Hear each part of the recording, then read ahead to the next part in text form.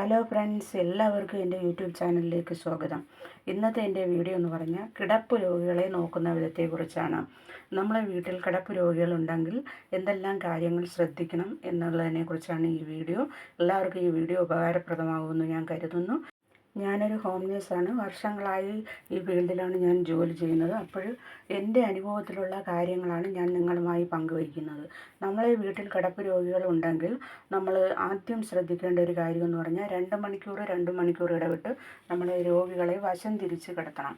Bed സോർ പോലുള്ള പ്രശ്നങ്ങൾ വരാതിരിക്കാൻ വേണ്ടിയിട്ടാണ് ഇങ്ങനെ ചെയ്യുന്നത്. എയർ ബഡ് ഉപയോഗിക്കുന്നത് ഏറ്റവും ഉത്തമമായ ഒരു കാര്യമാണ്. അതുപോലെ തന്നെ രോഗിയുടെ കൈയും കാലും പുറവുമൊക്കെ നനവില്ലാതെ എപ്പോഴും ഉണങ്ങിയിരിക്കാൻ നമ്മൾ പ്രത്യേകം ശ്രദ്ധിക്കേണ്ടതാണ്.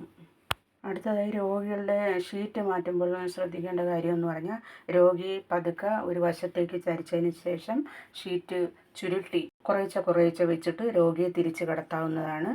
മറുവശവും അതുപോലെ തന്നെ ചെയ്യണം. ഇപ്പോൾ രോഗിക്ക് വളരെ ശാരീരികമായി അവർക്ക് ബുദ്ധിമുട്ടില്ലാത്ത രീതിയിൽ പതുക്കെ അങ്ങനെ ഷീറ്റ് മാറ്റാവുന്നതാണ്. അതുപോലെ വസ്ത്രങ്ങൾ ധരിക്കുമ്പോൾ അവർക്ക് ലൂസായിട്ടുള്ള, അതായത് വലിയ വസ്ത്രങ്ങൾ ധരിക്കാൻ തന്നെ ശ്രദ്ധിക്കണം.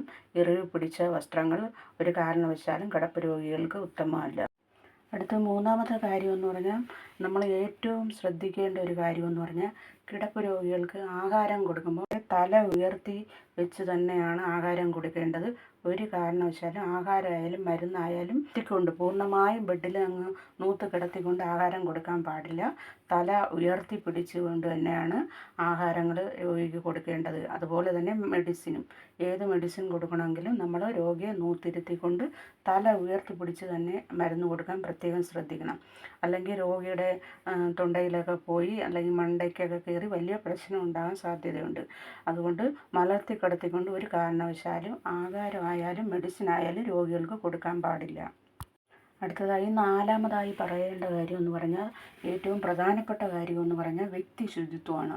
രോഗികളെ നമ്മൾ എപ്പോഴും നല്ല നീറ്റായിട്ട് അവരുടെ വസ്ത്രങ്ങളും കിടക്കയും എല്ലാം നല്ല വൃത്തിയായ വസ്ത്രങ്ങളും കിടക്കയും ഉപയോഗിക്കാൻ പ്രത്യേകം നമ്മൾ ശ്രദ്ധിക്കണം.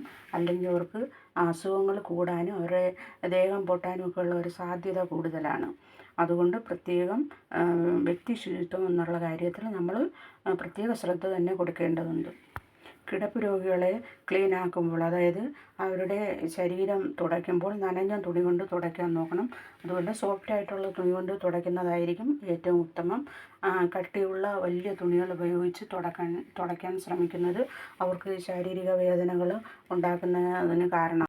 അതോടൊപ്പം തന്നെ ഏറ്റവും പ്രധാന ഒരു കാര്യമെന്ന് പറഞ്ഞാൽ രോഗി കിടക്കുന്ന സ്ഥലം എപ്പോഴും നല്ല കാറ്റും വെളിച്ചവുമുള്ള നല്ല ഒരു റൂമിനകത്തായിരിക്കണം കിടക്കുന്നത്. അവർക്ക് മാനസികമായിട്ട് യാതൊരുവിധ ബുദ്ധിമുട്ടുകളോ ഇല്ലാതെ അടഞ്ഞ റൂമിൽ കിടക്കുമ്പോൾ കിടപ്പ് രോഗികൾക്ക് പ്രത്യേക ടെൻഷൻ വരാൻ സാധ്യതയുണ്ട്. അവരെ വല്ലാത്ത ഒരു മാനസികാവസ്ഥ അവർക്ക് ഫീൽ ചെയ്യും. അതുകൊണ്ട് എപ്പോഴും നല്ല ഓപ്പൺ പ്ലേസിൽ നല്ല കാറ്റും വെളിച്ചവും കിട്ടുന്ന സ്ഥലത്തായിരിക്കണം കിടപ്പ് രോഗികളെ കിടത്തേണ്ടത്. ആ റൂം എപ്പോഴും നല്ല നീറ്റായിട്ടുള്ള റൂമായിരിക്കണം. അവിടെ പൊടിപടലങ്ങളും ഒന്നും ഉണ്ടാകാൻ പാടില്ല. ഇത് അവർക്ക് പല രീതിയിലുള്ള അസുഖങ്ങൾ കൂട്ടുന്നതായിരിക്കും. അതുകൊണ്ട് ഇത്തരം കാര്യങ്ങൾ നമ്മൾ പ്രത്യേകം ശ്രദ്ധിക്കണം. അടുത്തതായി ഏറ്റവും പ്രധാനപ്പെട്ട ഒരു കാര്യമെന്ന് പറഞ്ഞാൽ രോഗിയെ നോക്കുമ്പോൾ നമ്മളെപ്പോഴും പോസിറ്റീവായിട്ടുള്ള കാര്യങ്ങൾ മാത്രം രോഗിയോട് സംസാരിക്കുക. ഒരു കാരണവശാലും വിഷമമുള്ള കാര്യങ്ങളോ നെഗറ്റീവായിട്ടുള്ള യാതൊരുവിധ കാര്യങ്ങളും രോഗിയുടെ മുന്നിൽ നമ്മൾ സംസാരിക്കാനോ പ്രവർത്തിക്കാനോ പാടില്ല. രോഗിയുടെ മാനസിക നില പെട്ടെന്ന് തന്നെ മോശപ്പെട്ട അവസ്ഥയിലേക്ക് പോകും. അപ്പോൾ അതുകൊണ്ട് നമ്മളെപ്പോഴും സന്തോഷമുള്ള കാര്യങ്ങൾ മാത്രം കിടപ്പ് രോഗികളുടെ അടുത്ത് പറയാൻ ശ്രദ്ധിക്കണം. അതുപോലെ തന്നെ അധികം ബുദ്ധിമുട്ടുണ്ടാക്കുന്ന രീതിയിലുള്ള ശബ്ദങ്ങളോ ഒന്നും കിടപ്പ് രോഗികളുടെ അടുത്ത് ഉണ്ടാകാതിരിക്കാൻ പ്രത്യേകം ശ്രദ്ധിക്കണം. അവർക്ക് എപ്പോഴും ഹാപ്പി ആയിട്ടിരിക്കാൻ പറ്റുന്ന ഒരു ചുറ്റുപാട് ഉണ്ടാകേണ്ടത് അത്യാവശ്യമാണ്. നിങ്ങൾക്കെല്ലാവർക്കും ഈ വീഡിയോ ഇഷ്ടപ്പെട്ടെന്ന് ഞാൻ കരുതുന്നു. ലൈക്ക് ചെയ്യുക, കമൻറ്റ് ചെയ്യുക, ഷെയർ ചെയ്യുക, സബ്സ്ക്രൈബ് ചെയ്യുക.